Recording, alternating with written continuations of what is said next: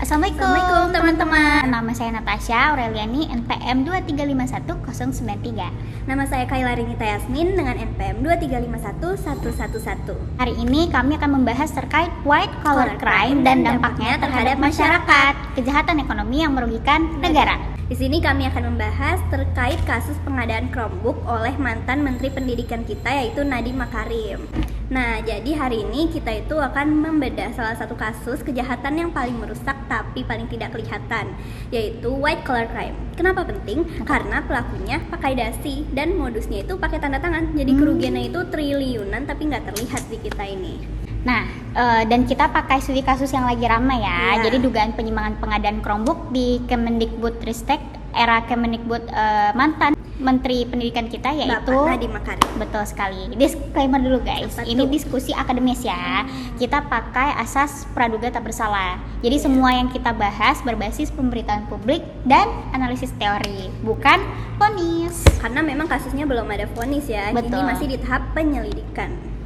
Jadi goal kita itu pertama ada jelasin konsep white collar crime, lalu pemetaan dugaan kasus Chromebook ini yang dimana termasuk kejahatan ekonomi bentuk apa, apakah white collar crime atau tidak, lalu ada kritik kebijakannya dan ada solusi juga dari kebijakan untuk kebijakan white collar crime ini. Betul. Nah, kita lanjut ke bagian pertama yaitu teori white collar crime versus corporate crime. Nah, dimulai dari teori ini. Jadi menurut Edwin Sutherland 1939 yang mendefinisikan white collar crime sebagai kejahatan yang dilakukan oleh orang yang terhormat dan memiliki kedudukan tinggi dalam pekerjaannya. Ada 3 ciri kunci. Apa tuh? Sebutin Kak. Yang pertama, high status offender, yang pelakunya itu punya akses ke sumber daya dan kewenangan. Jadi bukan orang secara ekonomi kepepet, itu enggak. Jadi emang orangnya itu emang orang-orang berwenang ya guys, pejabat-pejabat tinggi yang mengenai kewenangan. Jadi kejahatannya itu terjadi karena ada sistemnya, lalu ada low visibility, jadi itu nggak ada darah, nggak kelihatan nih siapa korbannya, tapi korbannya itu abstrak keuangan negara kita guys. Betul.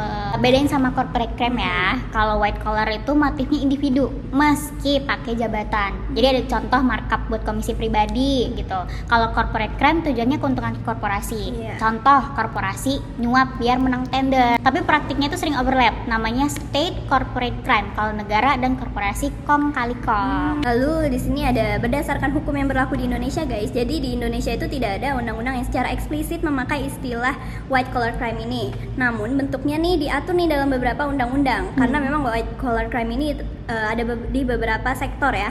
Yang pertama tuh ada di KUHP, Kitab Undang-Undang Hukum Pidana kita, ada penipuan, penggelapan, pemalsuan dokumen. Nah, ini termasuk white collar crime kalau orang yang melakukan kejahatan tersebut itu punya wewenang dan Jabatan. menjabat. Iya. Betul. Lalu ada tindak pidana korupsi, Undang-Undang Nomor 31 Tahun 1999, Junto Undang-Undang Nomor 20 Tahun 2021, di mana yang mengatur korupsi, suap, penyalahgunaan wewenang.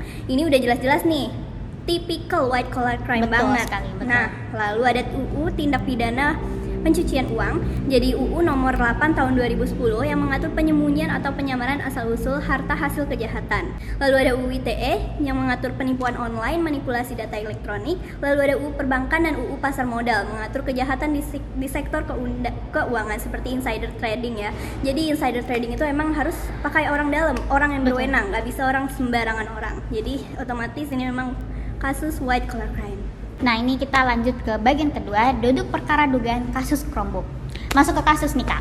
Proyeknya digitalisasi sekolah lewat pengadaan Chromebook dan tools mendukung. Pagu anggaran sekitar 9,9 triliun. Wow. Tebak dari kapan? Dari kapan tuh? Setahu aku ya itu dari COVID. Betul, karena sekitar 2020 lah, sampai 2022 gitu guys. Targetnya itu jutaan unit buat sekolah-sekolah di Indonesia. Jadi pertama itu guys, dugaan masalah yang muncul di publik dan temuan awal itu ada 4 klaster ya. Jadi ada dugaan pengondisian spesifikasi. Jadi spesifikasinya itu dikemukakan oleh saksi ahli itu Prof. Mujiono mengungkapkan adanya penyimpangan dalam dokumen perencanaan yang didesain secara spesifik mengarah pada penggunaan Chrome OS meskipun kajian awalnya ideal. Lalu ada dugaan markup, jadi kemahalan nih. Oh ya? Sebenarnya harganya itu nggak sesuai sama di pasar kita. Oh. Memang di markup harganya. Jadi Nah, dimahalin ya, kayak gitu kan merugikan ya anggaran. jelas banget. merugikan negara banget. Bener sih, kali jutaan unit guys. Jutaan unit.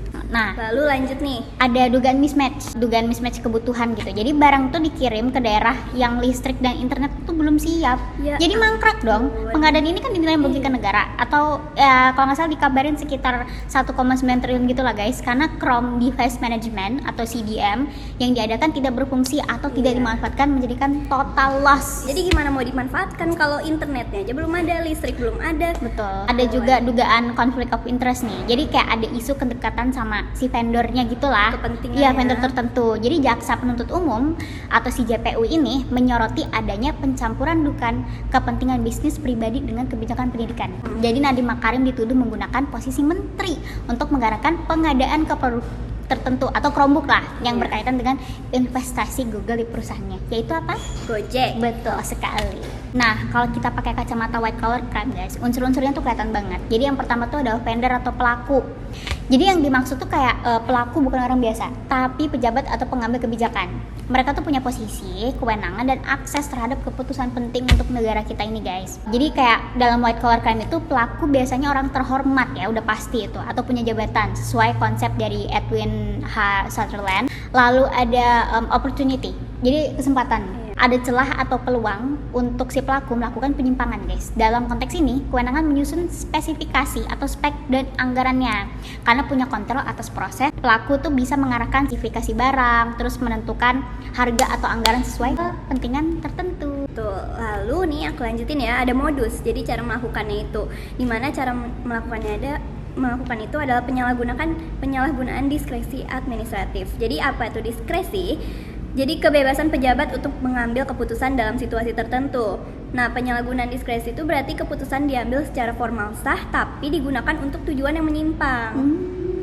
Makanya kejahatan ini nggak terlihat kasar ya, tapi terjadi lewat prosedur resmi yang dimanipulasi. Lalu ada rationalization atau pembenaran. Yang dimaksud dari pembenaran itu pelaku membenarkan tindakannya dengan alasan demi mencapai digitalisasi. Nah, ini tuh adalah cara psikologis yang merasa tindakannya itu tidak salah, meski sebenarnya tuh menyimpang. Jadi mau manipulatif masyarakat ya. Kan karena kemarin kita tuh memang era COVID yang harusnya digitalisasi, cuman sementara internet itu belum menyebar secara rata. Belum merata lah ke seluruh Indonesia guys. Benar. Terus ini white collar crime atau corporate crime nih dari kasus ini. Menurut aku hybrid sih ya. Soalnya terbukti ada aliran dana ke pribadi pejabat juga kan. Iya, jadi ini bisa aja hybrid, karena kalau alirannya ke korporasi itu bisa jadi corporate crime, dimana ada kontrak vendor yang kemahalan itu.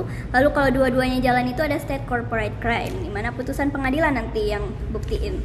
Mari kita lanjut ke bagian selanjutnya, itu dampak ke masyarakat. Kenapa ini serius? Kenapa ya? Jadi aku bagi 3 level ya, kita bagi 3 level. Yang pertama itu ada kerugian langsung guys. Jadi kerugian negara versi BPK angkanya belum final. Tapi kalau 10% dari 9,9 triliun berarti itu udah sekitar 990 miliar. Itu bisa bangun 4.000 ruang kelas baru guys. Gila, banyak banget kan. Itu jumlah yang gak sedikit ya guys tentunya. Terus white collar crime ini termasuk kerugian tidak langsung ya. Ada anak-anak yang nggak dapat manfaat dari Chromebook ini karena kesenjangan digital yang makin besar. Jadi anak-anak yang tadi di daerah yang nggak dapat internet dan listrik itu ada kesenjangan digital yang besar. Bener Terus sih. juga Ada guru sama Capsek itu apatis jadinya. Oh ya? Nggak percaya lagi ya? Nggak percaya lagi sama program pusat. Bener-bener. Jadi kayak ngapain nih lapor, nanti dikasih barang nggak pakai lagi. Iya benar. Lalu kalau nggak salah tuh juga ada kerusakan sistemik guys. Jadi pejabat baik tuh jadi takut tahu inovasi. Jadi kayak daripada dipidana mending nggak ngapa-ngapain merekanya gitu. Ini tuh chilling effect gitu jadinya. Dari penegakan pidana yang nggak presisi, kedua pasar jadi distorsi. Nah, vendor yang jujur nggak bisa bersaing karena spek udah dikunci. Karena udah ada vendor-vendor di titipan itu ya. Betul. Nah, jadi white collar crime itu tuh kaya raya banget. Jadi nggak bunyi, tapi tiang negara kita itu keropos karena korbannya itu kita semua. Karena emang kalau white collar crime itu jadi menggoyangkan keuangan negara kita banget kan guys. Karena Betul. emang dari jumlahnya aja fantastis banget, dan itu sumbernya itu dari pajak kita semua. Makanya korbannya itu kita semua, warga Dan negara itu Indonesia. untuk jangka panjang cukup lama sih ya. Benar. Mari kita lanjut ke analisis kritis kebijakan pidana yang dipakai. Nah, masuk kebijakan nih Kak. Saat ini kan aparat penegak hukum pakai UU Tipikor. Ini ranah pidana, sifatnya itu ultimum remedium, tujuannya deterrence lewat pemenjaraan kalau mereka tuh. Tapi ya, selain ada pemidanaan, ada juga nih instrumen administratifnya. Oh ya? Jadi di mana LKPP itu bisa blacklist vendor yang ketahuan kalau kita kerja sama vendor ini, bisa di blacklist vendornya itu. Juga Kemendikbud itu bisa batalkan kontrak, lalu lewat perdata nih, dimana bisa ganti rugi. Jadi idealnya itu kombinasi. Benar sih, kalau bagus. dari kamu kritik untuk kebijakan white collar crime ini apa? Kritik dari aku ya, ini tuh terlalu reaktif, jadi kayak miskin pencegahan gitu guys. Hukum pidana itu baru bekerja setelah uang hilang. Padahal kalau dilihat dari teori Fourth Triangle-nya Donald R. Creasy ya, udah kelihatan dari awal di kasus ini ada pressure untuk capai serapan anggaran, lalu ada opportunity longgarnya aturan spek, terus juga ada rationalization atau pembenaran diri. Bahasanya apa? Demi anak bangsa. Jadi sebenarnya kalau dilihat dari polanya itu bisa ketahuan ya sebelum terjadi. Jadi itu sebelum bisa terjadi, ketahuan. betul. Nah, kalau dari aku ya ada bias pemidanaan. Jadi kita nih lupa punya aset recovery. Jadi itu seringkali kinerja Kejaksaan Agung Republik Indonesia ini dinilai dari berapa banyak orang yang dipenjara. Iya, jadi dalam kasus korupsi yang besar nih dinilai sukses kinerja hukum kita tuh kalau berapa banyak orang yang dipenjara. Yang penting penjarain aja udah gitu ya. Padahal kan dalam hukum Indonesia itu ada khususnya dalam UU Tindak Pidana Korupsi. Itu tuh ada di pasal 18, jadi tidak hanya mengatur hukuman penjara tapi juga kewajiban mengembalikan kerugian negara melalui disebut uang pengganti. Ya, jadi tujuan penanganan kasus korupsi ini bukan cuma menghukum pelaku, jadi mengembalikan uang negara yang hilang. Jadi emang ini harusnya lebih efektif ya, karena harusnya pengembalian dana itu yang lebih dibutuhkan. Ya mungkin tidak cukup untuk mengcover semua kerugian negara, tapi paling tidak ada efek kembali, jerak ya, efek jerak dan ada kembali juga uang kita kan. Betul.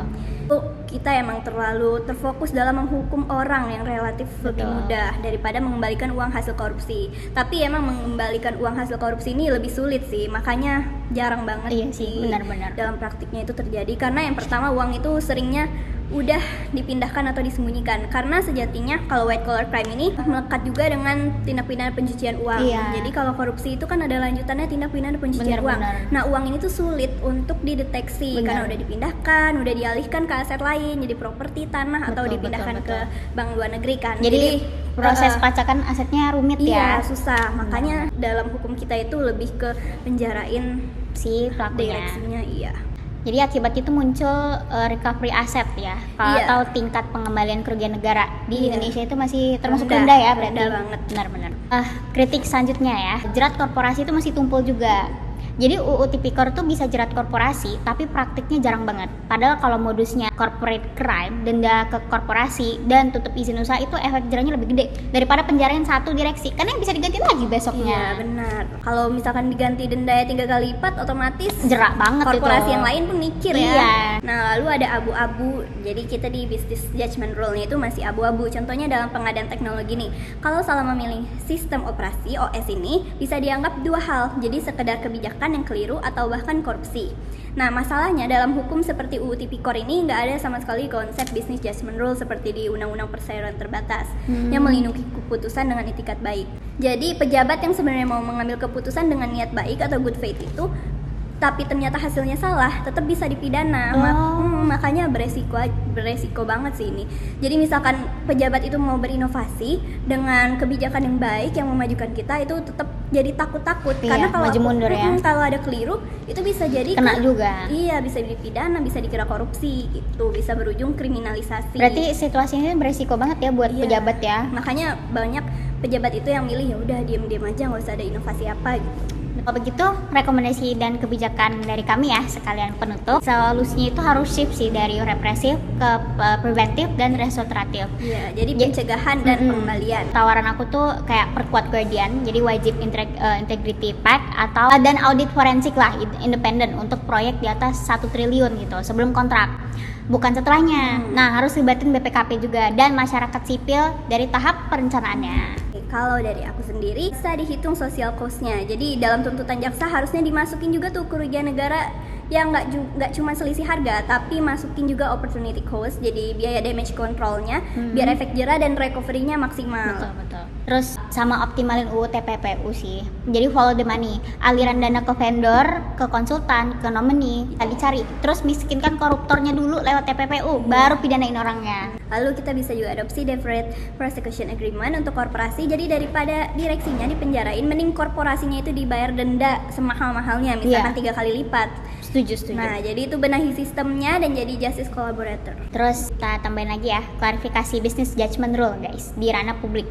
Perlu perma atau kayak revisi UU biar pejabat yang good faith, transparan, nggak ada conflict of interest, nggak gampang dikriminalisasi, biar inovasi nggak mati untuk negara Indonesia. Jadi biar pejabat nggak takut ya untuk berinovasi. Tapi itu harus ada transparansi. Jadi ya, oke, segitu saja dari saya dan Natasha. Closing statement kasus Chromebook ini, apapun putusan akhirnya nanti harus jadi case study nasional sih, bahwa kejahatan keraputi di era digital tuh modusnya makin canggih.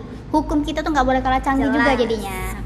Kalau dari aku sendiri, mengkritisi kebijakan itu bukan berarti membela koruptor ya. Justru karena kita mau koruptor itu dihukum dengan tepat dan uang negara balik, makanya kebijakannya itu harus presisi. Jadi emang harus sesuai, jangan sampai obatnya lebih mematikan dari penyakitnya.